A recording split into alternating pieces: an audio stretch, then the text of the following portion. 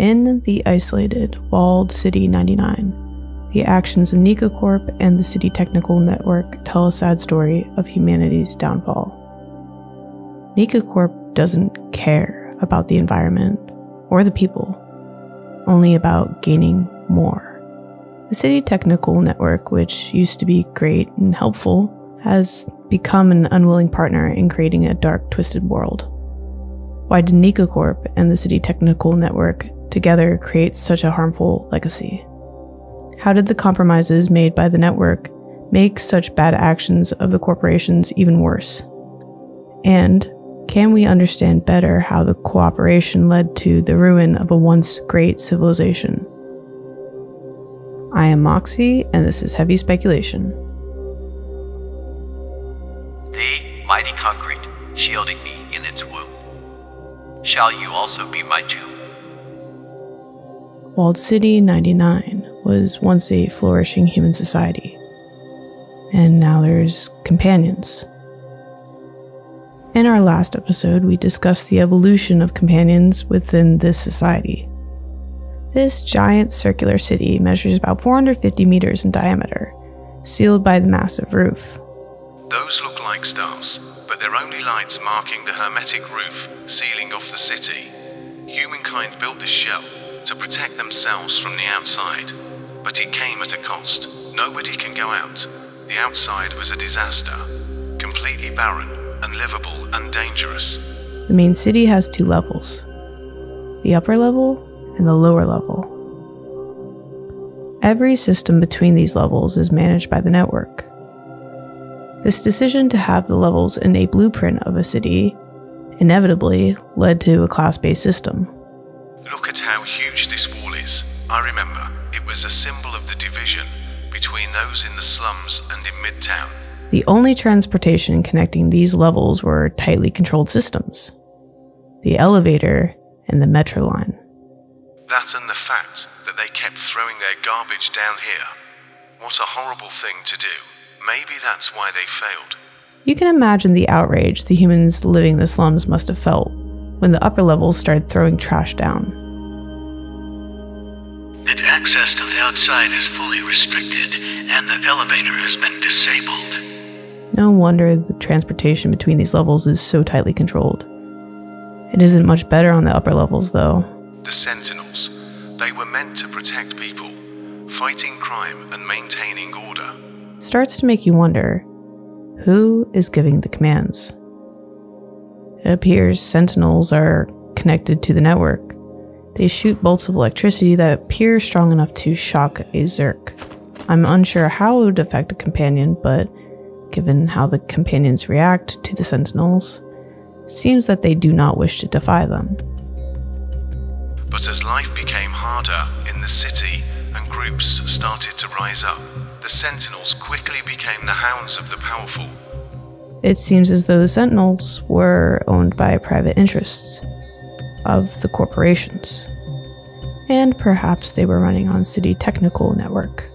The story illustrates how the involvement of City Technical Network combined with the greed of Neco Corp leads to the decline of humanity within the confines of Walled City 99. We here at Neco Corp care about the citizens of Walled City 99.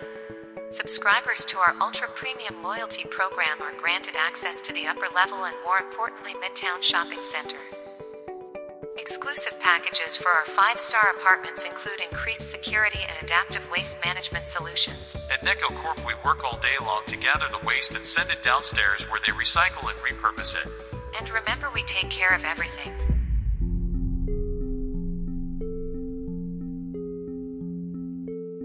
Neco Corp, they were responsible for waste management. The corporation started before the humans disappeared. Neco Corp likely partnered with the official government to construct the walled city. Nearly every street corner is drenched with their influence. Do you hear that down below? That ebb, that flow? The city haunts me. It taunts me. That trash the city blasts is no joke. That influence even grew on the companions being oppressed within the Neco system. The soothing sound of trash falling, Shimmering waterfalls, no dangers. Look at all the hidden gems in this trash, pennies from heaven or from somewhere. Some may call this junk. Me, I call them treasures. Neco Corp managed the waste. And what did they do with that power? They neglected that responsibility. They yeeted it over the wall. Day after day, garbage rained down from beyond the wall. To the upper levels, things all appeared under control. Trash from the upper levels overloaded the slums, though. Huge sounds, but never friendly. Old bacteria of human time. Neco Corp tried to develop a bacteria to dissolve all the trash. After the humans disappeared, that bacteria mutated. Another company solving problems with the easiest solutions. Growing, eating way more than trash, and now we have Zerks. The problem was, they began evolving. Imagine. All trace of organic life has disappeared except for what we call the Zerk. They evolved into these metal-eating, gross, cute things. They seem to eat almost everything that moves and breed at an inconceivable rate, as if being locked in this city wasn't hard enough. I have a theory that there may have been two branches of evolution. Within the slums and parts of Midtown are several boxes that urge the consumer to report mosquitoes. The other branch thrived in the darkness, following hatchlings. Eat all kinds of materials, total vision in the dark. The bacteria mutated, consuming more than just trash. They began to eat metal. They look and sound cute, but don't be fooled. Those things chew through metal. They're terrifying. The Great Bolt Shortage. Upon reading the cover of this book, it got me thinking.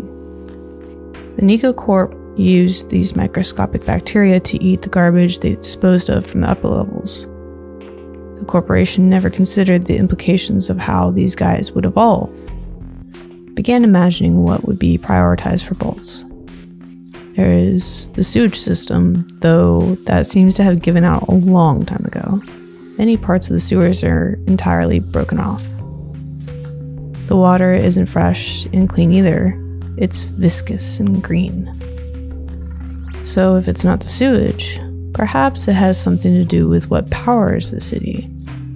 This kind of city would need a lot of power, because despite the absence of humans, it still functions. Within the sewers is the home of the flesh eyeballs, and they are terrifying. They do not react to UV light, rather they react to our little one's presence within the sewers. They summon hordes of Zerks, so it begins to paint a picture of the structure of the Zerks. They kind of react like a hive mind, eating anything that moves or breathes. At the heart of the sewers is this large cylindrical room. This holds the largest flesh eye of them all. This calls into question, how could the Zerks have evolved into a being without weakness to UV light? The answer to all these questions is super simple. Nuclear technology. Nuclear energy requires something very hot, and usually radioactive, creating steam to rise up and power turbines. These cylindrical rooms appear to be suspended in water. Curiously, there appears to be more than one. Most nuclear plants have multiple reactors, so this makes sense. The reactors are within the walled city, or perhaps the entire upper level was constructed to house nuclear reactors underneath. I suspect Ant Village is portraying a turbine part of a reactor. All the elements are there: the water, the steam, the turbines. B12 alludes that there is a building that could fit an entire water tank as well, so perhaps this is a water tank. The sewer system, yes, I remember now. Clean water was scarce. The city was supplied by huge machinery that dug deep into the earth. Then there's the atomic battery. The battery is powering the Neco Corp factory right there. But this whole area is restricted and heavily guarded. The batteries seem to be the same kind of battery as what is housed within the companions.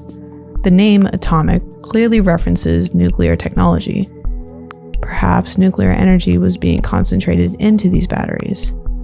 Consider that humans may not have understood the dangers of radiation.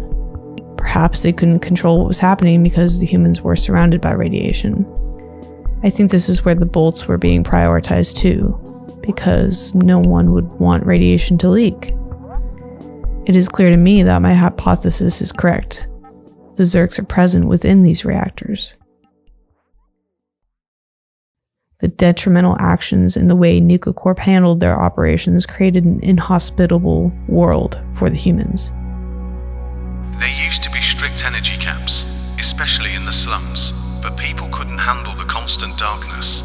So Neco Corp clearly had to devote power to something more important. The quantum computer allows the factory to run and carry out the code from eons ago. The network keeps everything running.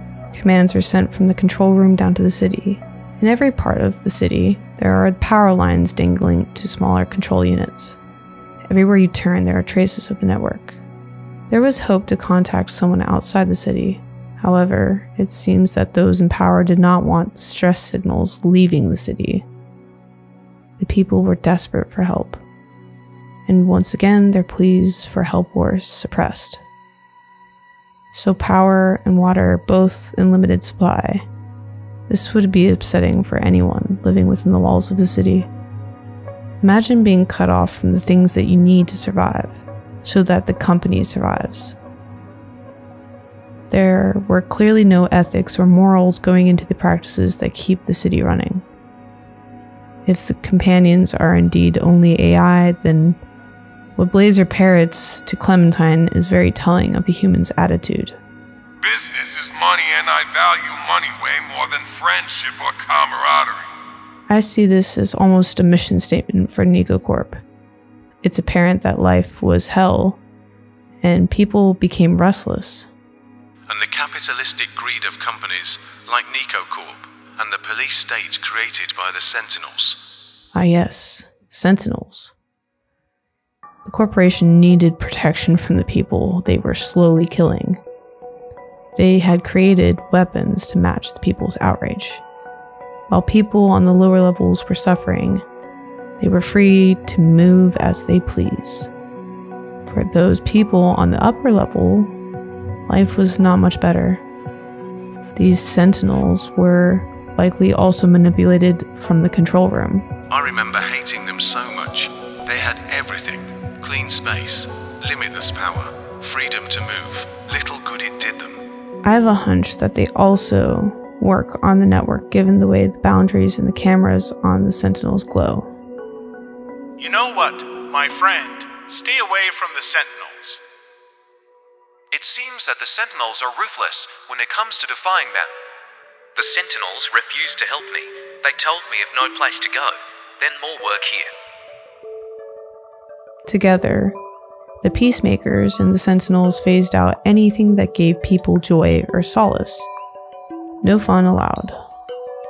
Cooperate or we will have to transfer you to jail and reboot you.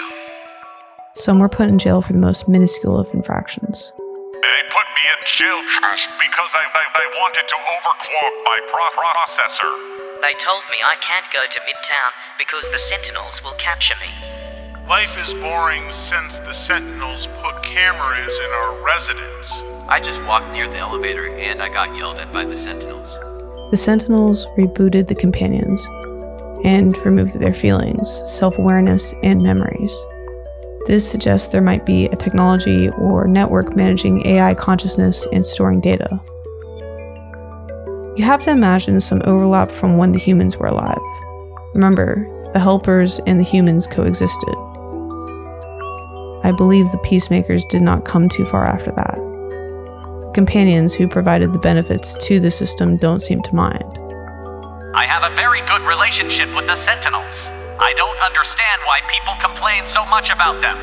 So, with all this going on, the only choice the scientist felt he had to survive was uploading himself into the network. But the upload, something went wrong. He was stuck for hundreds of years. He was alone, and it seems like he couldn't communicate with anyone. All this time allowed B12 to know how to decode almost any padlock in the city. It's unclear why language would be coming through the network, though. I was stuck in a computer and alone for a long time. The network is complicated because, even though B12 was stuck inside, he could still see the companions' communication in the network. I remember it happening when I was in the network.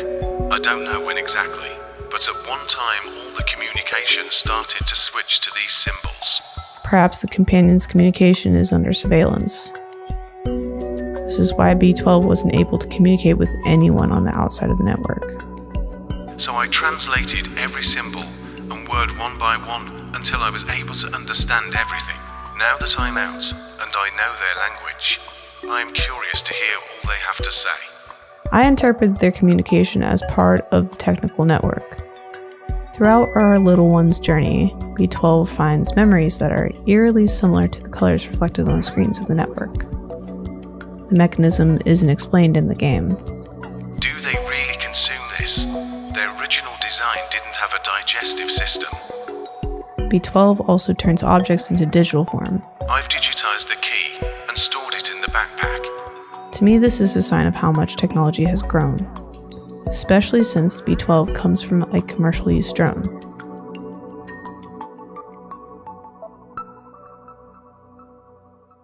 What if there's just one thing that puts it all together? Seems like they left in a hurry, given that their coffee mugs are still half full. I think that reactor within the walls of the city melted down. They locked it down, sealed it in. What's the point of providing food or water to people who are going to die? And so, as conditions around the humans worsened, they slowly began to die. This includes the scientist. He was sick before making the decision to upload himself. This was a last-ditch effort for some humans. The people were dying from the plague. Without sunlight and clean water, how long can a human really survive? On the machine is a note reading, "I hope this works." This is what happens when you deprive humans of their most basic needs. They become sick and they die. This could have all been prevented if someone in power were to think about the ethical impact of their actions. The one thing that might make sense is perhaps if the reactor wasn't powered, then it would lead to a meltdown within the city. But what if that reactor was being broken into by their own creation, mutated and morphed into something beyond their control? What if the plague the humans died from were the microscopic remnants of the bacteria eating the trash? The profit margins have to always increase. They can't slide. Not for anything. Even the survival of humans. The most important thing was greed.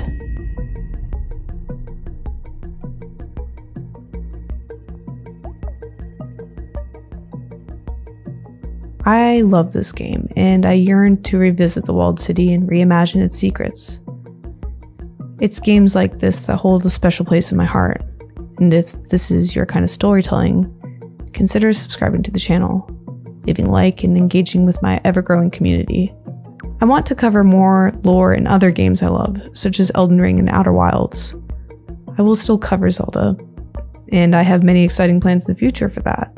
I needed a mental health break from Zelda after the developer announcement to reassess my thoughts. Stepping outside the mold of the norm I have made for myself is kind of scary, which is why your support is vital. I have a Patreon for those of you who wish to financially support our future endeavors on this channel.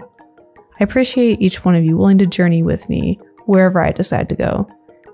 I can promise I will always choose meaningful stories that entice your fascination. Thank you so much to my channel members, and also thank you for watching. I'll see you in the next one.